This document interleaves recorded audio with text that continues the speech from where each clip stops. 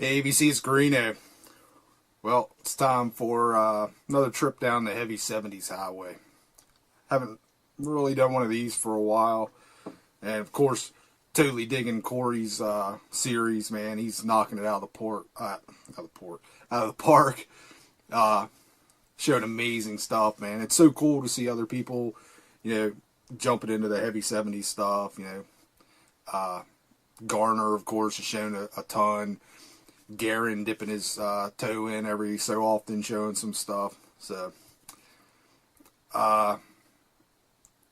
just kind of recap, like 4 years ago or so, 5 years ago, I really started jumping into, checking out heavy 70s, man. And it all kind of started, there was albums before that I dug, but one that really got me going was the first Lucifer's Friend. It was like, I don't know what that album did to me, but it just got me, digging in and trying to find more and more. To the point, I made an hour-and-a-half video and posted it on here about my journey through, heavy 70s, which got a ridiculous amount of views, which probably most of them was repeated views, halfway through, stop and come back and watch the rest, but I didn't think anybody would watch it. It was just so stupid and long. But, anyways, pulled out some stuff to show, and it's kind of a little bit of a mixed bag, but I think it may be interesting. Kind of shake it up a little bit here. It's brought to you by Mug Root Beer. I'll jump in on the Grown Man Record Night and Metal Theologian Soda Train. Big root beer guy. Don't drink caffeine. Haven't for 5 or 6 years. Okay. This kind of going to be a little bit around the world, I guess. Starting out in the U.S.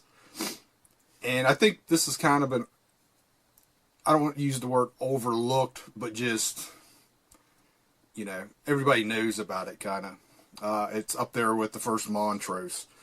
Your heavy 70s collection isn't complete without a copy of the debut Montrose album. And I think it's kind of the same with this album, and actually the first two albums. But I'm talking about Yesterday and Today, Y&T. Everybody knows they're going to be Y&T, right, in the 80s, commercial metal band kind of thing.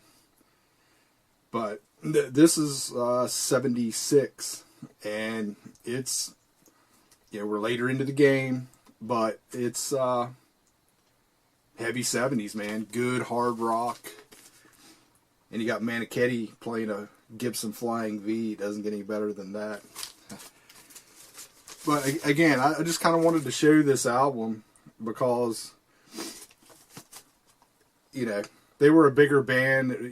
They're not obscure or anything. But it should be in your collection, I think, if you're putting together a heavy 70s collection. This album is really, really good. There's a couple songs on here. They get kind of a little goofy, a little boogie or whatever. But, killer guitar playing. Killer band, went on to have a very long career, after the name change. And everybody knows the story. And then their second album, Struck Down. And to be honest, I need to spin this one again. I did spin the debut a couple days ago or something, but it's been a while since I've spun this one, and I think I'm going to before I put it back onto the shelf. And this is 78, 2 years later. So, definitely, man. And you see those out and about. See them less nowadays, to be honest. You see them all the time. But definitely worth grabbing if you're into that hard rock 70s thing. And next, we'll move into Canada.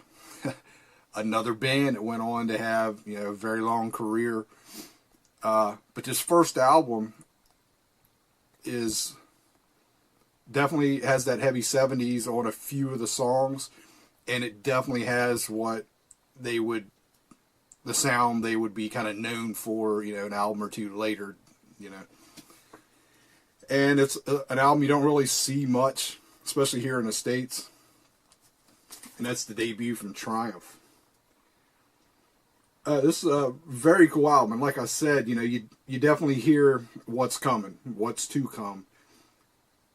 But excuse me, you definitely have some killer heavy 70s on here too, man. Especially the track Street Fighter on side 1. That's worth the price of admission just for that track. Very cool album. Pretty much what you can pretty much say a legendary Canadian power trio, you know. They always come off as like kind of, Rush light. Now I get hiccups. Kind of, you know, later on. Oh, hiccups. But definitely worth checking out, tracking down. Super happy to add this to the collection. Alright. Take a break, get rid of these. Okay, I think the hiccups are gone. Let's get back into this. Okay, the next few things here, stepping outside the box for heavy 70s, but I think these records still fit inside there, especially if you're far enough down that highway where you've kind of absorbed enough of the different sound. It's not like there's one sound for heavy 70s. It's just like metal or jazz or blues. There's not one sound, but you know, it all kind of fits together. And that's kind of the way these albums are, and they will definitely go in my section, you know, 70s hard rock section. Both these are from Finland. The first one is Yellow. Kelta Coom or something like that. I'm not even going to try to pronounce that again. I think it means yellow fever. If you look on the back, it says yellow fever. Alright. This is a crazy little album. They're from Finland. This is a reissue on Svart, I guess is how you pronounce it. This was released in 1975. This reissue came out last year, I believe. But Finland, this was their one album. It was a smaller, you know, pressing. It's one of those albums that the price is just through the roof. Right now on Discogs, there is one copy of the original pressing, and it's like the guy's asking $750, which is, you know, that's just insanity. I'm not even going down that road. You know, whatever. I paid like $18 for the reissue, and I couldn't be happier. $750. You know, you have your own thing going on there. I don't know. But anyways, like I said, this is a strange little album. It's half English, half Finnish. The lyrics, and it's kind of a little all over the place. There's like some poppy stuff. There's a couple like almost Beatles sounding songs, and then there's a couple heavy songs on here. So, but it's an interesting listen from start to finish, and no pun intended. But worth checking out, man. I came across it. It was $18, an old rare album. Checked it out. Thought, oh, that's cool. I'll go ahead and order a copy. These Spart issues pop up a good bit. They're easy to find in the U.S. But I'm super happy to have added this to the collection, and it's definitely worth checking out. And again, this is outside the box, but I think it fits in there. And you know, for the few tracks that are kind of heavy. And everything's good, even, you know, the poppier kind of sounding stuff, the commercial sounding, however you want to say it. It's definitely worth checking out. Is it, you know, one to start with if you're just getting started down the heavy 70s highway or whatever you want to say? No, you don't want to start with this. But is it one after you're, you know, down the road and you're absorbing stuff? Definitely, this is something to check out, you know. Very cool. And next up is, again, outside the box. More Svart issues. This is a guitar player from Finland. And it's Tolinen Jukka, basically. This is his debut solo album. And man, this is freaking fantastic. And I'm hoping I haven't talked about Yellow or Jukka yet. I don't believe I have. I've had these for a little while, and yeah, I've been spinning them occasionally, kind of absorbing a little bit. But this is a freaking killer record. Now, he's from the progressive jazz fusion kind of scene, I guess, but it's still got a heaviness to it. And there's some saxophone on here and everything. But this album smokes, and he is a killer guitar player, and highly recommend this. Again, is this, one of the very first heavy 70s you want to experiment with? No. But if you're checking that stuff out and you're kind of down the road and into it, man, give this a shot. This is fan-freaking-tastic. There's a song on here called Ramblin', and I'm going to try and put a link to, there's a video on YouTube of it. I'll try and put a link in the description if I remember, but if not, just, put in his name and put Ramblin' and check it out. So worth checking out. And I haven't spun these yet, but I do have a couple more of his. I think this was his second album, Summer Games. And third or fourth album, The Hook. And these two haven't spun yet. I'm hoping they're even close to that debut. Because, to be quite honest, I can't imagine him getting much better than this. This is, so freaking good. Check it out. Alright, I need to grab another stack. Kind of, again, going outside the box a little bit, but I think pretty interesting. So, hold on, be right back. Okay, for the last record for this Heavy 70s video, we're going to go to Japan, which I guess you kind of don't think of for Heavy 70s, but this was kind of spurred on. If you saw a video or two ago, I just showed the first Loudness album. I pulled it out to spin it, hadn't spun it forever. And if you've been watching my channel, I got a serious thing for 80s Japanese metal. But there's some 70s stuff too that led up to that.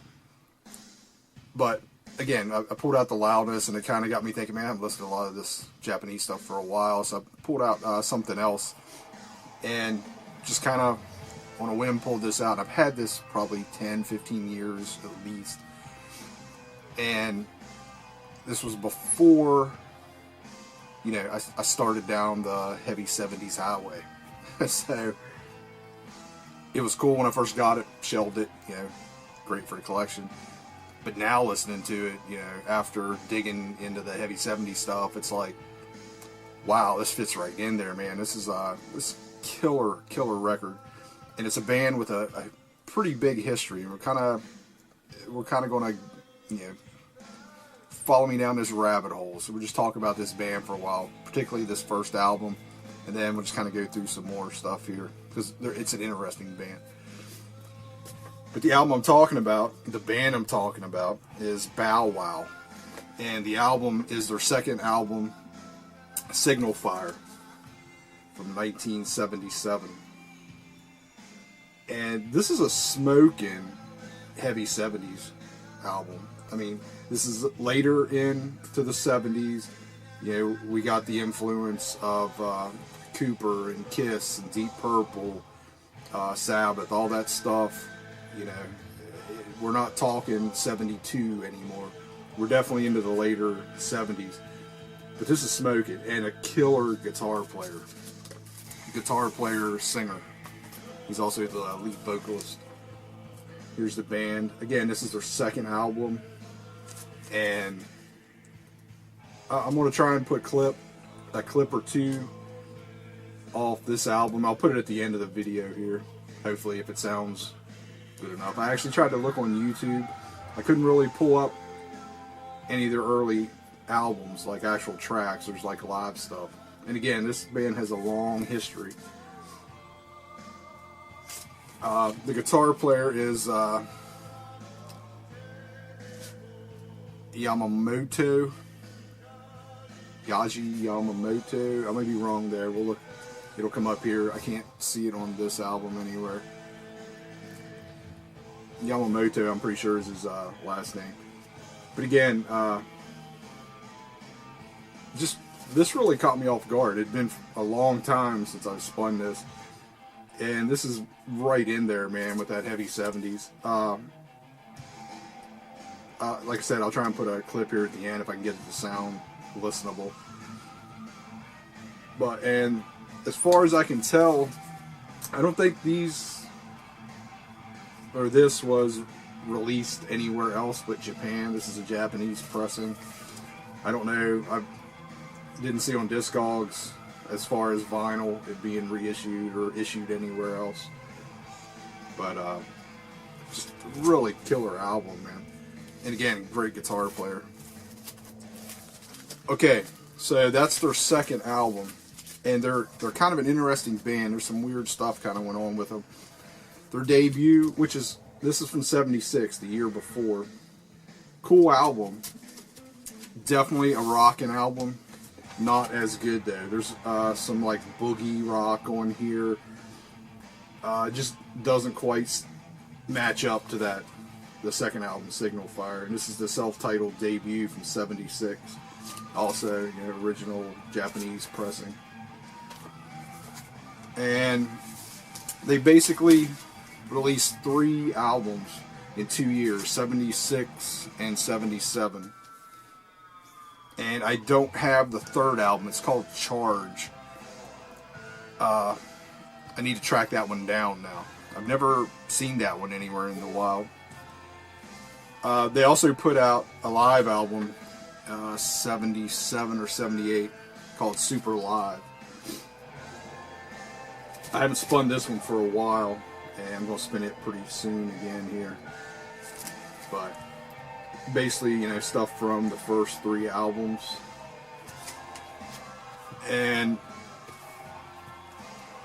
'79, I think, was a compilation, which is basically the first 3 albums. So there's a couple of songs on here from Charge that I was able to check out. Sounded cool, but still, Signal Fire is definitely the one so far.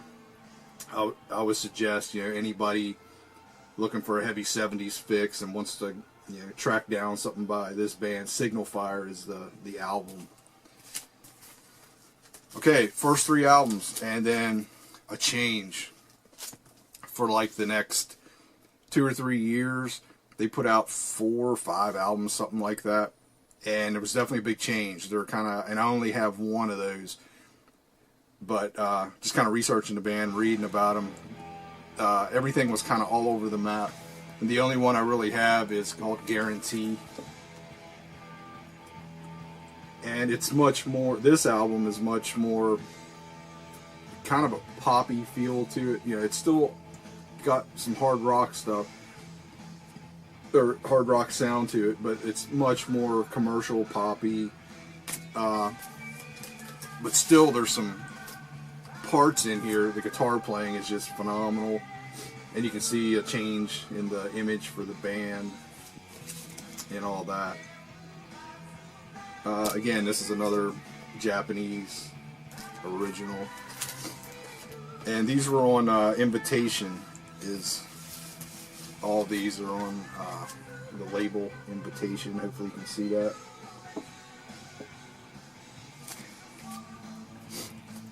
And again, big change. They changed in direction. I don't think they did as well. So we're heading into the 80s, and they change again. But right before that, they basically kind of do a soundtrack for a Japanese TV show. It was one of those marionette puppet kind of TV shows called X Bomber, and I actually came across this probably 3 or 4 years ago. And this is the soundtrack to it. I don't believe it's all Bow Wow. See the Bow Wow logo here. There's also, I guess, some music from other people that contributed to the TV show. And I found this in the wild. I couldn't believe it. It blew me away. I wasn't sure what it was, and I picked it up. I was like, man, that looks really cool, until I turned it over and saw the Bow Wow logo. I was like, gotta grab this. So coming into the 80s, they're a 70s hard rock band that kind of lost their way. From what it sounds like, they went through like some lost years, kind of like Alice Cooper did in the late 70s through, 80, 81 with, was it Leather and Lace or Whiskey and Lace, whatever, Allied Forces and all that kind of stuff. Is that right? I might have just totally rattled off the wrong album titles. But everybody probably knows that late 70s, early 80s, Cooper kind of got odd and weird. And I think the same thing happened to Bow Wow. But then coming into, I think, 81, they come back and basically as a more hard rock metal band. The first album they put out is Hard Dog. Pretty cool cover. Then this is actually from 83 on Roadrunner. I guess they released it a couple years later. But it actually came out in Japan in 81. And next was Asian Volcano.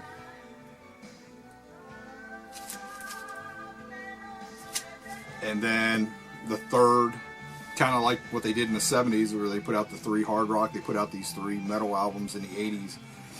From 82, I believe, 82 or 83. Either way, is Warning from Stardust. And this was kind of their big release as far as the early 80s metal sound went. Actually researching this band, this album is on like number 20 something, 23 on the all-time greatest Japanese albums list. They list this as like number 23 for rock albums out of Japan. But it's an interesting album. I kind of hear like if Hanoi Rocks were more metal with a an 80s metal high indie shiny production, it's kind of right here. But cool album. And that was kind of it. So around 84 there was a name change to Vow Wow, VOWWW. I'd always heard it was because of the new wave band Bow Wow Wow. There was issues there between Bow Wow and Bow Wow Wow, but evidently there wasn't. The name change was because of Yoji Yamamoto is his name, guitar player, singer. I guess he wanted to go in a new direction, more in that commercial metal hard rock of the 80s. You're getting into the mid 80s. So there was a name change to Vow Wow, and I do have a bunch of that stuff too, but I didn't pull it.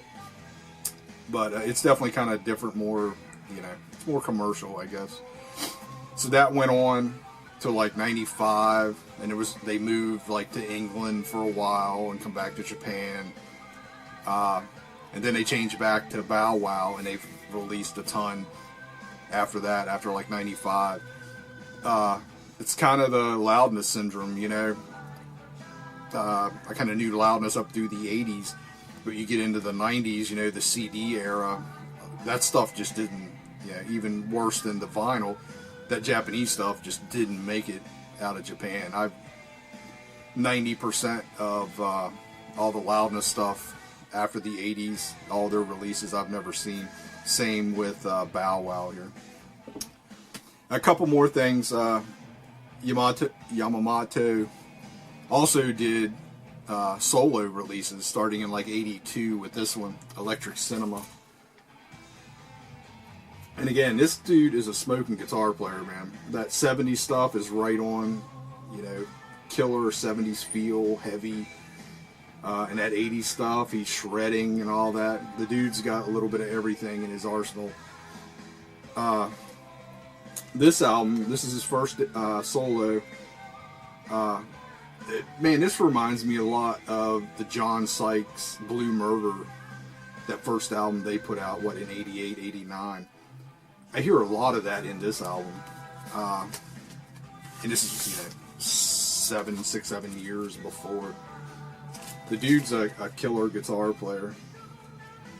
And he's definitely all over the map. And there's a little bit of that on this album, you know, jumping around a little bit. But again, the Blue Murder sound is in there to me. And he was also on this record, Heavy Metal Army, which was kind of it's a Japanese release from '81 or '82, but he's uncredited, or he's actually credited as Mr. X as additional guitarist. Reading about it, it was something, you know, label issues. He couldn't, you know, I guess be on it. He was signed to another label. But this is killer, you know, early '80s hard rock metal. Yeah, I mean, come on, this is the stuff, you know, I drool over. But, and that's Bow Wow, and that we kind of went down a long road there. I just kind of want to share this band because they're a cool band, and they definitely had different eras. That those first 3 albums, it looks like, and I still got to track down the third one myself, from the 70s, 76, 77, are killer, man. Signal Fire. I would suggest anybody on the heavy 70s highway put this on your want list or mental want list. If you ever come across it at a good price, grab it. Definitely worth it, man. Killer record. Killer guitar player. I mean, he's just really, really good. So, alright, that's it. I just kind of wanted to jump in here with these few albums. I'm going to try and put clips right here of some Bow Wow music, and we'll end it there. So, alright. Thanks, BC. Thanks for everybody who watched. Well, later.